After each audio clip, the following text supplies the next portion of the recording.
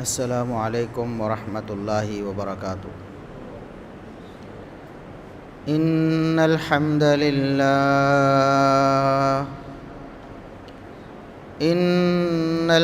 للہ نحمده ونستعینه ونستغفره ونعوذ باللہ من شرور انفسنا ومن سیئات اعمالنا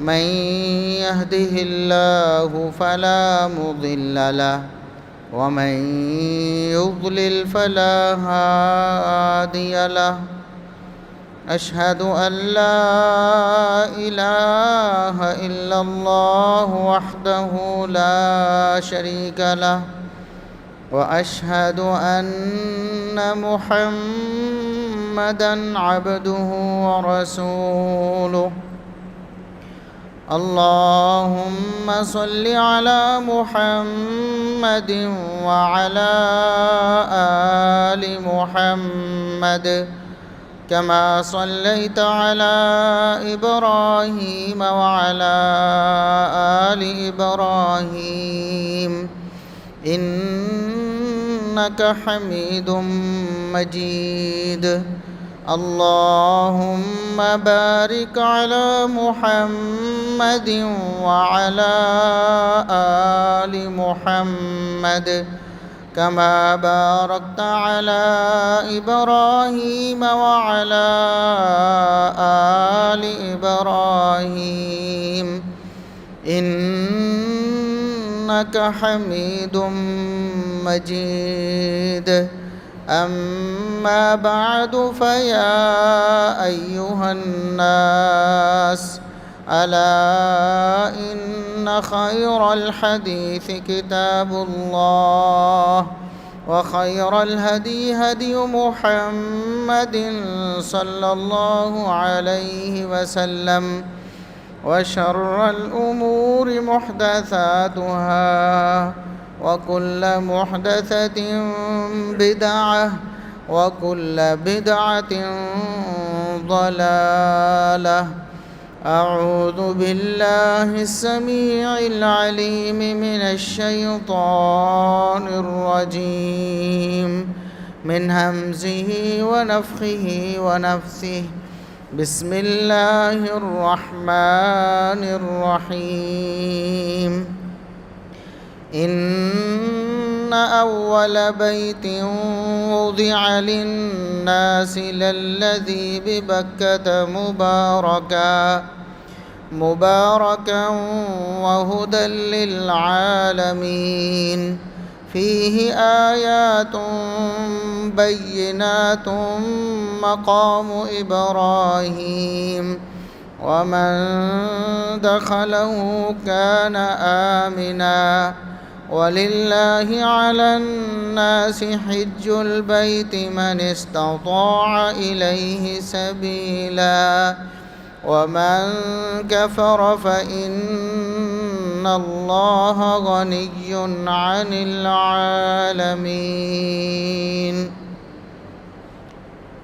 انتہائی قابل احترام بزرگوں، عزیز نوجوان ساتھیوں، معززات و مکرمات اسلامی ماں اور بہنوں، ہر قسم کی حمد و ثنا، تعریف و تمجید، کبریائی، بڑائی، رفعت و عظمت اللہ رب العزت کے لیے جو پوری کائنات کا خالق و مالک ہے۔ بے شمار لا تعداد بے حد و حساب درود و سلام پیغمبر آخر الزماں، محسن انسانیت، محسن کائنات جناب محمد الرسول اللہ صلی اللہ علیہ وسلم کی ذات اقدس پر۔ اسلامی مہینوں میں سے 11واں اسلامی مہینہ ذوالقعدہ، اس کا آخری عشرہ شروع ہونے والا ہے۔ آج 19 تاریخ ہے ذوالقعدہ کی، 1444 ہجری۔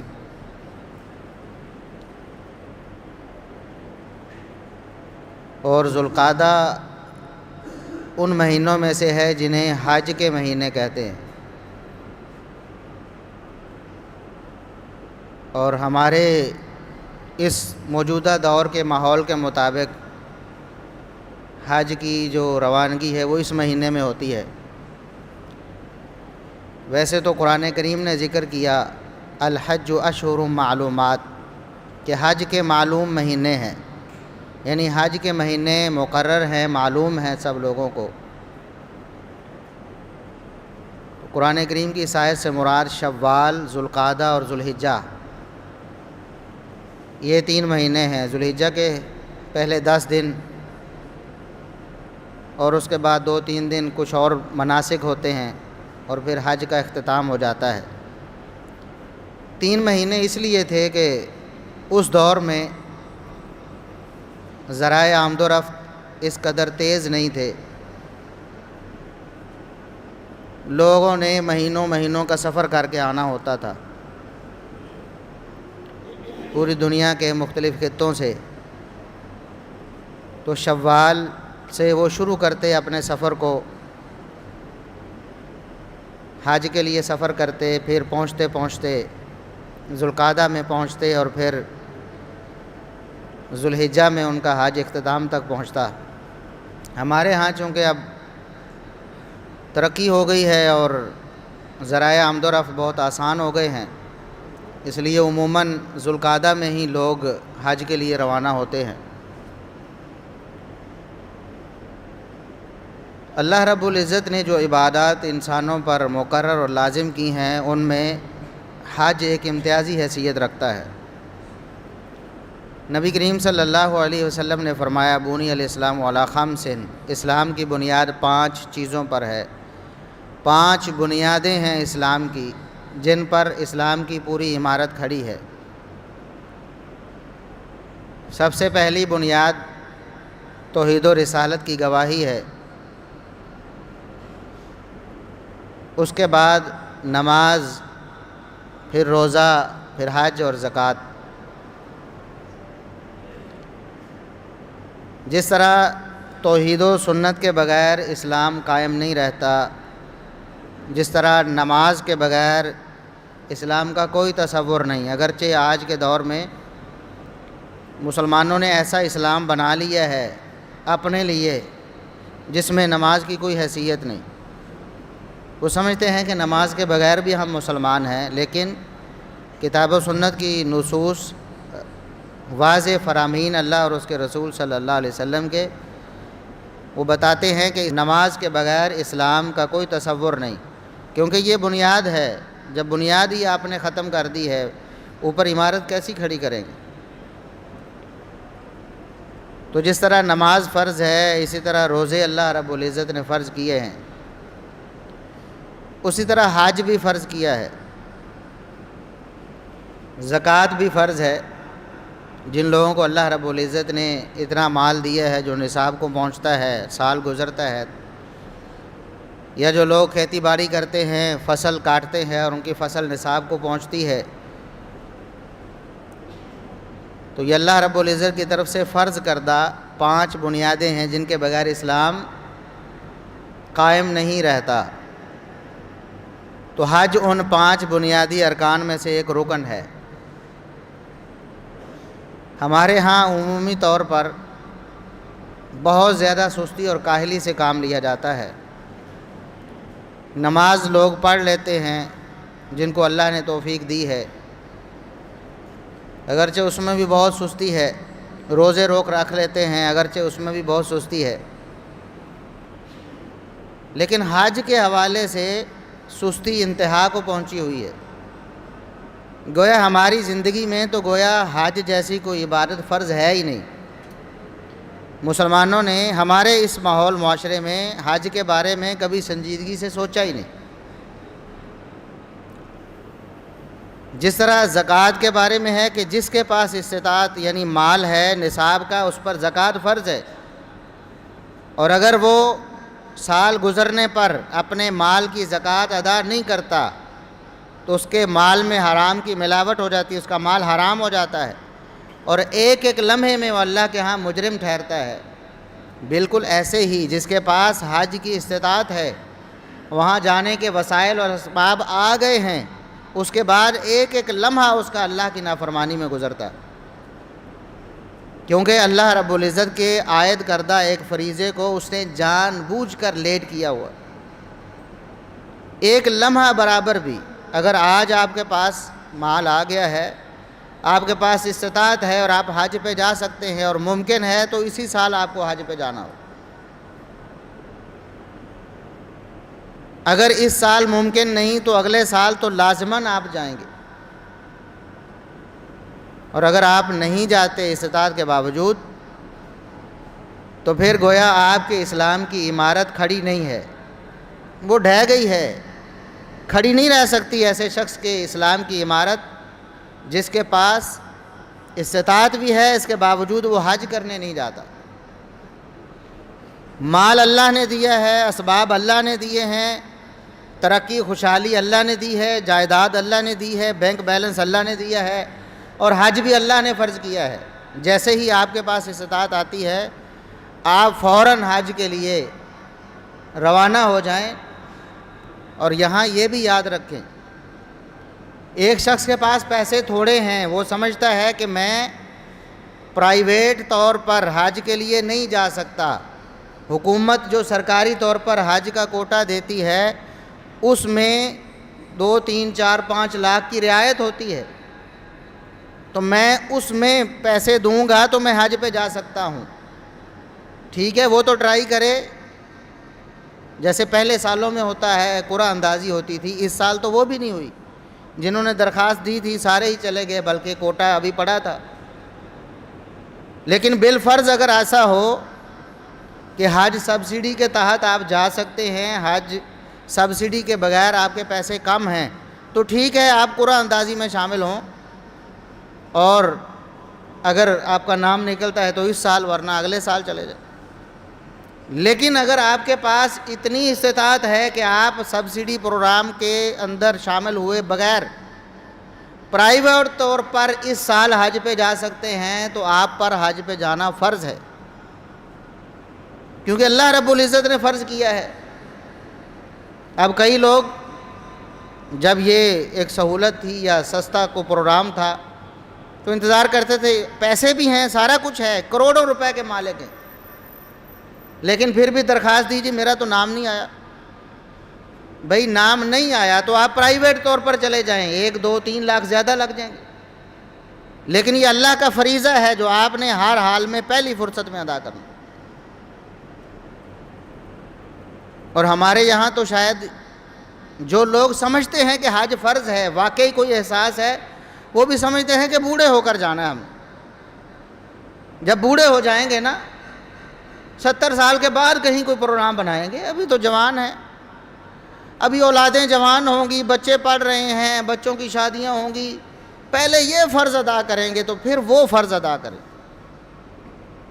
بھئی اللہ رب العزت نے یہ فرض آپ پر عائد کیا ہے، کبھی آپ نہیں سوچتے کہ شادی کر کے میں نماز پڑھوں گا، شادی کر کے روزے رکھ لوں گا، بچے سب کی شادیاں ہوں گی تو میں زکوٰۃ ادا کروں گا۔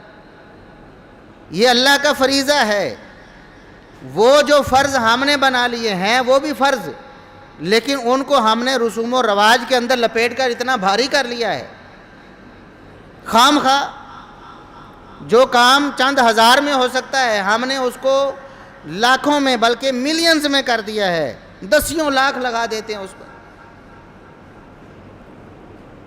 اب یہ بارات ہے، یہ مہندی ہے، فلاں فنکشن ہے، پہلے منگنی کا فنکشن ہوتا ہے، ولیمے سے زیادہ پیسے اس پہ خرچ ہو جاتے ہیں،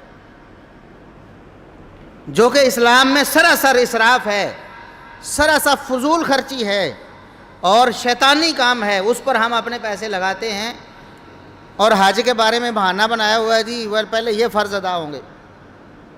یہ شیطان کے بنائے ہوئے فرض ہیں جو اپنے اوپر انہوں نے عائد کیے ہیں، اور اللہ کے بنائے ہوئے فرض پہ کہہ رہے ہیں کہ ہم اس کو لیٹ کریں گے اور شیطانی فرائض کو ادا کریں گے۔ منگنی پہ لاکھوں روپے لگانا یہ اللہ کا عائد کردہ فرض نہیں ہے، بلکہ اللہ رب العزت کا دین اس کی مذمت کرتا ہے۔ اس کے بعد پھر مہندی کے نام پہ، پھر بارات کے نام پہ لاکھوں روپے لگانا سراسر غیر اسلامی ہے، اس کا کوئی اسلام میں تصور نہیں۔ اسلام سادگی کے ساتھ شادی کو ترجیح دیتا ہے، صرف ایک ہی خرچہ ہے حق مہر کا، وہ بھی تھوڑے سے تھوڑا مقرر کیا جا سکتا ہے، اگر کسی کے پاس نہیں ہے قرآن کریم کی صورتیں پڑھا کر بھی اپنا یہ فرض ادا کرتا حق مہر کا، اسلام کی شریعت میں، اسلام کی نظر میں۔ اور دوسرا، اگر کوئی شریعت نے تاکید کی ہے یا لازم کیا یا حکم دیا ہے تو ولیمے کا ہے۔ عورت مرد کی شادی ہوتی ہے تو مرد پر لازم کیا ہے کہ ولیمہ کرے، لیکن اس میں بھی کوئی لمبے چوڑے پروگرام کی کوئی شریعت نے نہ تو اس کا کوئی تصور دیا ہے نہ اس کو لازم کیا ہے، بلکہ رسول اللہ صلی اللہ علیہ وسلم نے اپنا ولیمہ کیا۔ اس کائنات کے سب سے بہترین، سب سے افضل اور سب سے اعلیٰ فرد، جن سے قیمتی فرد اس پوری روئے کائنات میں نہ آیا ہے نہ آئے گا، جن سے اعلیٰ اور شان والا مقام والا کوئی فرد نہ آیا ہے نہ آئے گا، انہوں نے اپنا ولیمہ کیا۔ سفر میں تھے، صحابہ کو فرمایا کہ میرے صحابہ جو چیزیں ہیں لے آؤ، جس کے پاس کوئی ستو لے آیا، کوئی پنیر لے آیا، جس کے پاس جو تھا۔ ایک کپڑا، ایک دسترخوان بچھایا گیا چمڑے کا، اس کے اوپر ساری چیزیں رکھ لی گئی اور سب نے مل بیٹھ کر وہ چیزیں کھا لیں، جو ہمارے ہاں چند 100 روپے کی بھی نہیں، چند 100 روپے میں بھی آپ ولیمہ کر سکتے ہیں۔ شریعت تو یہ کہتی ہے، اور ہم نے کون سے فرائض اپنے اوپر عائد کر لیے؟ ایک بیٹے کی شادی پہ ہم نے 10 15 لاکھ لگانا ہے، یہ فرض ہم نے اپنے اوپر کیا۔ اس کے بعد حج کو دیکھیں، پہلی بات تو یہ ہے کہ بیٹے، ان کی شادی بالغ ہونے کے بعد ہوتی ہے، اور بلوغت کے بعد انسان خود مکلف بن جاتا ہے، وہ اس بات کا پابند ہے کہ وہ کمائے بھی، کھائے بھی، کھلائے بھی، اپنے بیوی بچوں کا خرچ اٹھائے بھی۔ یہ اسلام کی تعلیم ہے۔ وہ خود کمائے گا، خود اپنا انتظام کرے گا، خود اپنی بیوی کے لیے رہائش کا بھی انتظام کرے گا، کھانے کا بھی انتظام کرے گا۔ اگر بالفرض آپ سمجھتے ہیں کہ نہیں، بچے کو ہم نے ابھی بہت پڑھانا ہے، تو ٹھیک ہے، ایک کمرہ اس کے لیے مختص کر دیں، اس کی شادی کر دیں۔ جس طرح آپ اپنی بیٹیوں کی شادی کر کے کسی کے گھر بھیجتے ہیں، وہ ان کی بیٹیاں بن جاتی ہیں، کسی کی بیٹی آپ کی بیٹی بن کر آپ کے گھر میں آ جائے گی۔ جو روٹی، جو کھانا، جو لباس آپ کی بیٹی آپ کے گھر میں پہنتی تھی، کسی کے گھر میں پہننے گی اس کے خرچے پہ، اور اس کی بیٹی آپ کے گھر میں آپ کی بیٹی بن کر آپ کے خرچے پہ پہن لے گی۔ اسلام نے تو سادگی کا درس دیا اور نکاح کو آسان بنانے کا درس دیا ہے، ہم نے اس کو مشکل بھی بنایا ہے، اور اس کی وجہ سے اللہ رب العزت کے عائد کردہ بہت سے فرائض کو پس پش ڈال دی۔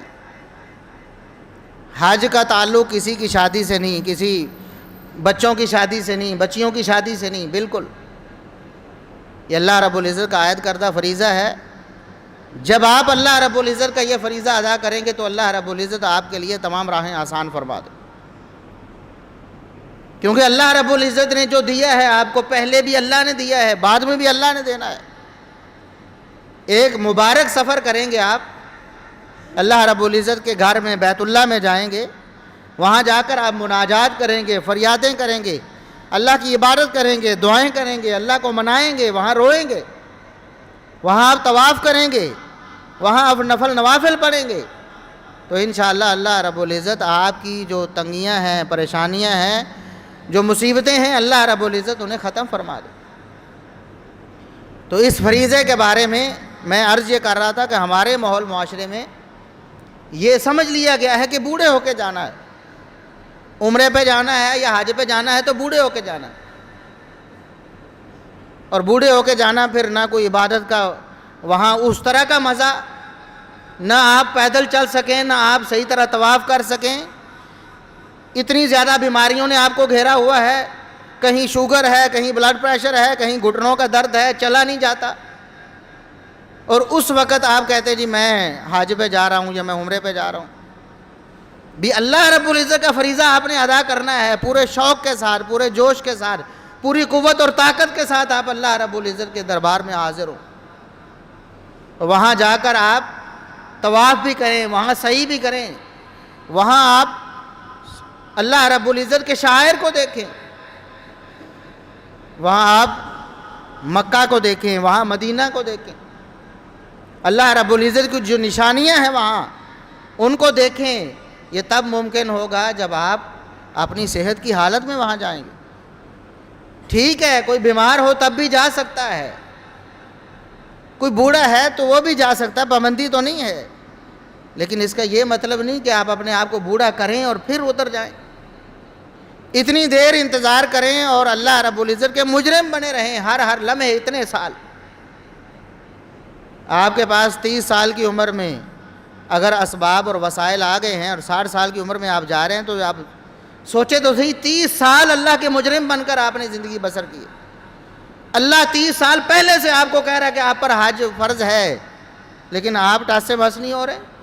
پھر 1 سال گزرتا ہے، 2 گزرتے ہیں، 5 گزرتے ہیں، 10 گزرتے ہیں، 15، 20، 25، 30، 40 سال تک لوگ 50 سال تک اللہ کے اس فریضے کو ٹالتے رہتے ہیں، اور 50 سال بعد، 40 سال بعد، 30 سال بعد اللہ کے دربار میں جاتے ہیں۔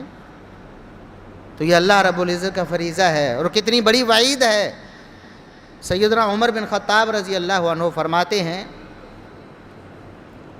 پہلے اس آیت کو سن لیں آپ جو میں نے آپ کے سامنے تلاوت کی ہے، کہ اللہ رب العزت نے فرمایا ان اول بیت وضع للناس للذی ببکۃ مبارکہ، سب سے پہلا گھر اللہ کا، سب سے پہلی مسجد اس کائنات روئے زمین پہ وہ ہے جو مکہ میں ہے، جس کو ابراہیم علیہ السلام نے بنایا تھا اسماعیل علیہ السلام کے ساتھ۔ وہ ہے مبارکن، بڑی بابرکت جگہ ہے۔ اگر آپ نے برکت حاصل کرنی ہے تو آپ کو فوراً سفر کرنا چاہیے، عمرے کی صورت میں، حج کی صورت میں بیت اللہ کا طواف، بیت اللہ کا سفر کرنا چاہیے۔ یہ بڑی برکت والی جگہ ہے، وَہُدًى لِّلْعَالَمِينَ، پوری دنیا کے لوگوں کے لیے جائے ہدایت ہے۔ یہاں سے ہدایت کا سرچشمہ پھوٹا، محمد الرسول اللہ صلی اللہ علیہ وسلم پیدا ہوئے، پھر مبعوث ہوئے، پھر پوری کائنات میں ہدایت کا اور اللہ رب العزت کے دین کا سرچشمہ یہاں سے پھوٹا، جس کی کرنیں قیامت تک پوری دنیا کو منور کرتی رہیں۔ فیہ آیات بینات، اس میں اللہ کی بڑی بڑی واضح نشانیاں ہیں۔ اللہ رب العزت نے اس بیت اللہ میں بڑی بڑی نشانیاں رکھی ہیں انسانوں کے لیے، جن کو وہی محسوس کر سکتا ہے جو وہاں جاتا ہے۔ دور بیٹھ کر کوئی اس کو محسوس نہیں کر سکتا۔ تصویروں میں، ویڈیوز میں آپ دیکھتے ہیں بیت اللہ کو، لیکن جب آپ خود جائیں گے بیت اللہ میں داخل ہوں گے، حرم میں داخل ہوں گے، بیت اللہ میں جائیں گے، پھر اللہ رب العزت کی نشانیاں آپ کو نظر آئیں، بڑی کھلی نشانیاں ہیں۔ ان میں سے ایک مقام ابراہیم ہے، مقام ابراہیم، اور اس طرح کی اور نشانیاں۔ وَلِلَّهِ عَلَى النَّاسِ حِجُّ الْبَيْتِ، اور فرمایا اس گھر کا حج اللہ رب العزت نے انسانوں پر فرض کر دیا ہے، انسانوں پر اس بیت اللہ کا حج فرض کر دیا ہے۔ من استطاع الیہ سبیلا، لیکن ان لوگوں پر جو جانے کی استطاعت رکھتے ہیں، جن کے پاس اسباب اور وسائل ہیں، جن کے پاس زیادہ راہ ہے، جن کے پاس وہ پیسے ہیں، وہ اسباب ہیں جن کے ذریعے وہ بیت اللہ تک پہنچ سکتے ہیں، تو ان پر اللہ رب العزت نے بیت اللہ کا حج فرض کر دیا ہے۔ ایک صحابی نے سوال کیا، اور سوال ذہن میں آنا چاہیے تھا، کیونکہ وہ صحابہ کرام تھے جو اللہ رب العزت کے احکامات کے حوالے سے بڑے محتاط تھے کہ کہیں ایسا نہ ہو ہم اس حکم کو کسی اور طرح سمجھتے رہیں اور اللہ رب العزت کی نافرمانی کے مرتکب ہو جائیں۔ الفاظ پر غور کریں، اللہ رب العزت فرماتے ہیں لوگوں پر اس بیت اللہ کا حج فرض ہے۔ صحابی سوال کیا کرتے، صحیح مسلم کی حدیث ہے، عرض کرتے ہیں اللہ کے رسول، کیا ہر سال حج تو ہر سال ہوتا ہے؟ حج تو ہر سال ہوتا ہے نا، تو اللہ نے جو فرمایا ہے کہ حج فرض ہے ہر انسان پر، ہر مسلمان پر جو استطاعت رکھتا ہے، اگر میرے پاس استطاعت ہے آنے جانے کی تو کیا ہر سال آؤں میں حج کرنے؟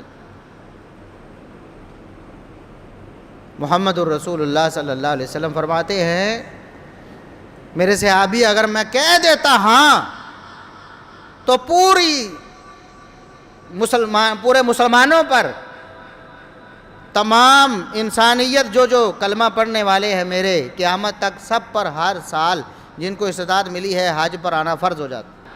میں محمد الرسول اللہ اگر ہاں کہہ دیتا صلی اللہ علیہ وسلم تو یہ ہر سال فرض ہو جانا تھا،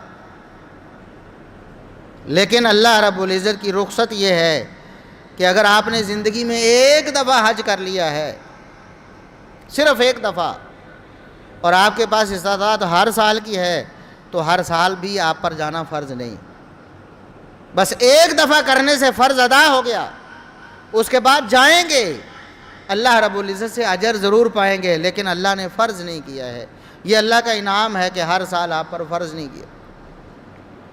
اگر میں کہہ دیتا ہاں تو پھر فرض ہو جاتا، پھر قیامت تک کہ ہر مسلمان کو استطاعت ہونے کی صورت میں ہر سال یہ سفر کرنا پڑنا تھا، لیکن اللہ رب العزت نے پوری زندگی میں ایک دفعہ فرض کیا ہے۔ اور آگے کیا؟ وَمَنْ كَفَرَ فَإِنَّ اللَّهَ غَنِيٌّ عَنِ الْعَالَمِينَ۔ جو شخص کفر کرتا ہے، جو اللہ کے حکم کا انکار کرتا ہے، تو اللہ رب العزت جہان والوں سے غنی ہے، بے پرواہ ہے، اللہ کو جہان والوں کی پرواہ نہیں ہے۔ اگر کوئی شخص اللہ کے اس حکم کو ماننے سے انکار کرتا ہے، حج پہ نہیں جاتا، تو اللہ رب العزت کی شان اور مقام میں کوئی فرق نہیں آتا۔ اللہ فرماتا ہے مجھے کوئی پرواہ نہیں اس کی جو حج پر باوجود استطاعت کے نہیں آتا۔ دوسرے لفظوں میں دفع ہو ایسا شخص، مجھے کوئی ضرورت نہیں اس کی، مجھے کوئی پرواہ نہیں اس کی۔ میں نے حکم دیا ہے کہ استطاعت کی صورت میں حج فرض ہے، اس کے باوجود وہ انکار کرتا ہے میرے اس فریضے کا، تو اللہ فرماتا ہے سارے جہان والے بھی انکار کریں تو مجھے ذرا برابر بھی پرواہ نہیں۔ یہاں بھی لفظ کفر کا آیا ہے، جو کفر کرتا ہے اللہ کو اس کی پرواہ نہیں ہے۔ تو حج سے اعراض کرنا، حج کو جان بوجھ کر مؤخر کرنا، اس کو کفر قرار دیا۔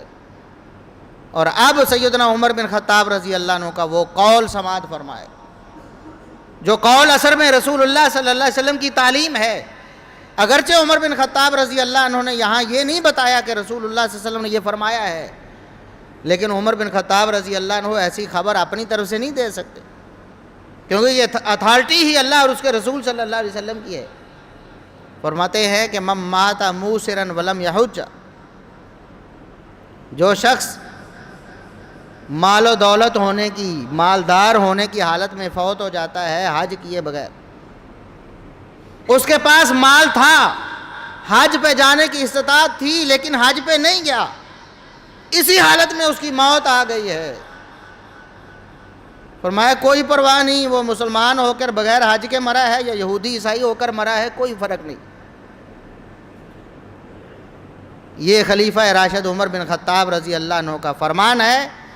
یہ وہ عمر بن خطاب ہیں کہ محمد الرسول اللہ صلی اللہ علیہ وسلم فرماتے ہیں کہ اللہ نے حق کو عمر بن خطاب کی زبان پہ جاری کر دی۔ جو خواہش کرتے ہیں کہ اللہ کے رسول کاش ایسا ہو جائے،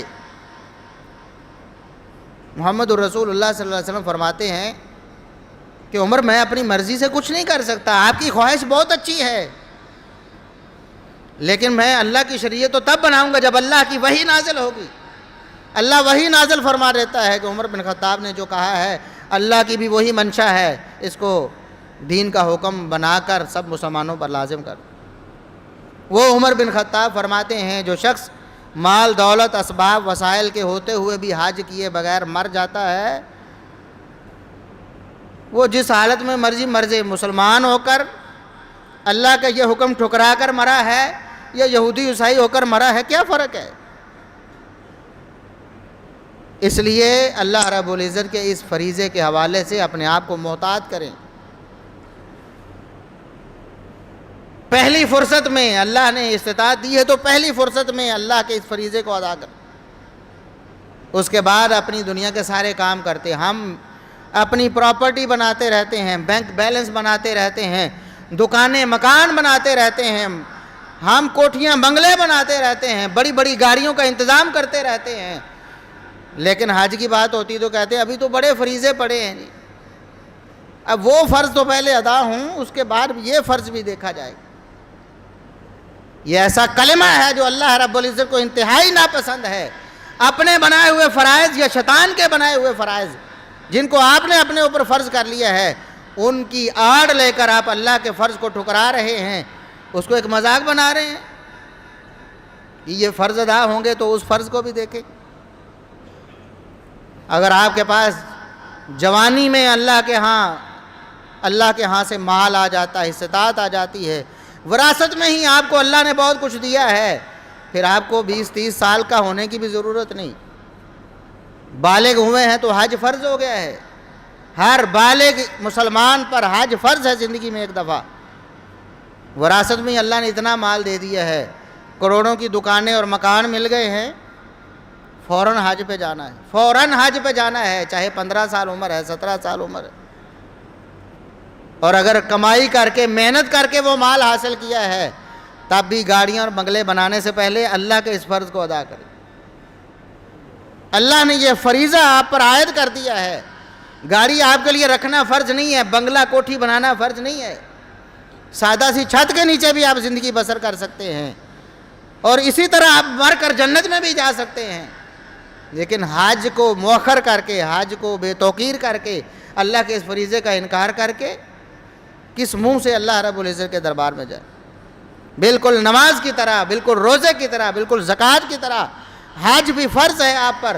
جیسے ہی استطاعت آتی ہے آپ حج کریں. اور اللہ رب العزت نے بہت بڑی بڑی نشانیاں رکھی ہیں. انسان جب جاتا ہے حج پہ, وہاں جا کر انسان کی روحانیت, انسان کے دل کی حالت ہی بدل جاتی ہے. بڑے بڑے سنگ دل انسان وہاں جا کر موم ہو جاتے ہیں. بڑے بڑے گناہ وہاں جا کر وہاں کی برکت کی وجہ سے انسان سے چھوٹ جاتے ہیں. بڑی بڑی پریشانیاں اللہ کے دربار میں جب انسان وہاں جا کر پیش کرتا ہے تو اللہ رب العزت ان سے ان کی جان چھڑا دیتا ہے. انسان کی زندگی بدل جاتی ہے, اور بدلے کیوں نہ. محمد الرسول اللہ صلی اللہ علیہ وسلم نے فرمایا, العمرۃ الی العمرۃ کفارۃ لما بینہما. ایک عمرہ دوسرے عمرے تک کے جتنے گناہ ہیں ساروں کے گناہوں کی معافی کا سبب بن جاتا ہے. یعنی آپ پہلی دفعہ عمرے پہ گئے ہیں, آپ کے گناہ معاف ہو گئے. دوسری دفعہ گئے ہیں, اس دوران جتنی آپ سے خطائیں کوتاہیاں ہو گئی انسان ہونے کے ناطے, صغائر کا ارتکاب ہو گیا ہے, کبائر کی تو معافی مانگیں گے, توبہ کریں گے, صغائر اللہ رب العزت ویسے ہی معاف فرما دے. اور حج مبرور فرمایا ایسا حج جو اللہ کے احکامات کے مطابق, رسول اللہ صلی اللہ علیہ وسلم کی سنت کے مطابق بغیر کسی خرابی کے ادا کر لیا جائے, اس کی جزا تو صرف جنت ہے. اللہ رب العزت نے جنت پکی کر دینی ہے. اور حج کرنے کے بعد انسان گناہوں سے ایسے پاک ہو جاتا ہے جیسے آج ہی اپنے ماں کے پیٹ سے پیدا ہوا. اس کے ذمے کوئی گناہ نہیں رہتا, زندگی تو خود بدل جاتی ہے. یہ تو ہماری نااہلی ہے, ہماری بدقسمتی ہے کہ ہم جب واپس آتے ہیں, پہلے تو حج کو ہم اللہ اور اس کے رسول صلی اللہ علیہ وسلم کے طریقوں کے مطابق ادا ہی نہیں کرتے. اس میں پہلے سے ہی ہم نے اتنی کوتاہی کی ہوتی ہے. ادھر جا کر جو کوتاہیاں کرتے ہیں وہ الگ ہیں. حج کے احکامات کو سیکھے بغیر, آداب کو سیکھے بغیر وہاں چلے جاتے ہیں, اور اوٹ پٹانگ طریقے سے حج کر کے واپس آ جاتے ہیں, اور پھر پوچھ رہے ہوتے ہیں مولانا صاحب میں نے فلاں کام تو کیا ہی نہیں ہے, فلاں کام مجھے پتہ ہی نہیں تھا کہ فلاں کام بھی کرنا ہے, میں تو فلاں جگہ پہ گیا ہی نہیں ہوں, فلاں جگہ سے واپس ایسے آنا تھا, میں ویسے آ گیا ہوں. یا پھر واپس آ کر اس معاشرے کے اسی گند میں دوبارہ لتھڑ جاتے ہیں, اپنے آپ کو بدلنے کی کوشش ہی نہیں کرتے. ورنہ حج جیسا فریضہ اور عمرے جیسا اللہ رب العزت کی عبادت کا طریقہ اختیار کرنے کے بعد انسان کی زندگی اکثر بدل جاتی. اس لیے جن مسلمانوں کے پاس استطاعت ہے پہلی فرصت میں پہلی فرصت میں جلدی سے جلدی اللہ رب العزت کے اس فریضہ حج کو ادا کریں۔ یہ پیغام ہے اس مہینے کا اور آنے والے مہینے کا، ذوالحجہ کا مہینہ جو شروع ہونے والا ہے، اس مہینے کا پیغام ہے اللہ رب العزت کے گھر کا حج کرنے کے لیے اپنے آپ کو تیار کریں۔ اگر آپ کے پاس استطاعت نہیں ہے، آپ کے پاس وسائل اور اسباب نہیں ہیں، تو اللہ سے دعا تو کریں، اپنے دل میں یہ تمنا تو رکھیں، اس کے لیے تڑپیں تو صحیح اللہ رب العزت کے ہاں۔ جب آپ دعا کریں گے، تڑپ رکھیں گے، لگن ہوگی سچی، تو اللہ رب العزت آپ کے لیے انتظامات بھی فرما دے۔ اور اگر تڑپ اور لگن نہیں ہوگی تو دنیا میں کتنے ایسے مسلمان ہیں کروڑ پتی ارب پتی ہونے کے باوجود بھی نصیب میں نہیں ہوتا، ادھر عیاشیوں میں، بدماشیوں میں، ادھر الیکشن میں، ادھر بہت سارے فضول کاموں میں مال دھڑا دھڑ ضائع کرتے ہیں، جھوٹی شہرت کے لیے، جھوٹے عہدے، منصب اور اقتدار کے لیے کروڑوں روپے جھونک دیتے ہیں بغیر سوچے سمجھے، لیکن اللہ رب العزت کے دربار میں بیت اللہ کے حج کی سعادت انہیں نصیب نہیں ہوتی، اس لیے کہ ان کے دل میں اللہ کے احکامات کی قدر ہی نہیں ہے، اللہ رب العزت کے احکامات پر عمل کرنے کی تڑپ ہی نہیں ہے۔ جن کے پاس استطاعت ہے انہیں فوراً انتظام شروع کر دینا چاہیے، اس سال نہیں اگلے سال لازمی طور پر حج پہ جائیں اور اللہ سے معافی مانگیں کہ آج تک ہم نے جو کوتاہی برتی ہے تو معاف کر دے، بس میں پہلی فرصت میں تیرے گھر کے طواف کے لیے، حج کے لیے روانہ ہو جاؤں۔ اور جن کو اللہ نے استطاعت نہیں دی وہ اللہ سے دعا کریں، اللہ سے التجائیں کریں، انشاءاللہ اللہ رب العزت جلد از جلد انتظام فرمائے گا۔ اللہ رب العزت ہمیں بیت اللہ کے حج کی سعادت نصیب فرمائے اور اس فریضے کو جلد از جلد پایہ تکمیل تک پہنچانے کی توفیق عطا فرمائے۔ جن کو اللہ رب العزت نے اسباب نہیں دیے، اللہ رب العزت ان کے لیے اسباب پیدا فرمائے۔ سبحان ربک رب العزت عما یصفون وسلام علی المرسلین والحمد للہ رب العالمین۔